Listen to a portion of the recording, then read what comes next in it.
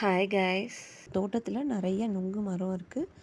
அதில் இருக்கிற நுங்கெல்லாம் வெட்டி கிட்டத்தட்ட ஒரு 2 மூட்டை கிட்ட நுங்கு கொண்டு வந்திருந்தாங்க. ஊர்லேருந்து பாப்பா வந்திருக்கிறதுனால எங்கள் அண்ணிங்க 2 பேர் இருக்காங்க, அவங்க ஃபேமிலியோடு வந்திருந்தாங்க. ஸோ எல்லாரும் வந்து நுங்கு சாப்பிட்டோம். அதுலேயே வந்து பாதி காலி ஆயிடுச்சு. ஊரில் இந்த குட்டீஸ்லாம் இருப்பாங்கல்ல, அவங்களுக்கு எங்கள் வீட்டில் நுங்கு இருக்கிற விஷயம் தெரிஞ்சு எல்லாரும் வந்து கேட்டாங்க, நுங்கு கொடுங்கண்ணா அப்படின்னு சொல்லிட்டு. ஸோ எல்லாருக்கும் கொஞ்சம் கொஞ்சம் கொடுத்து விட்டாரு.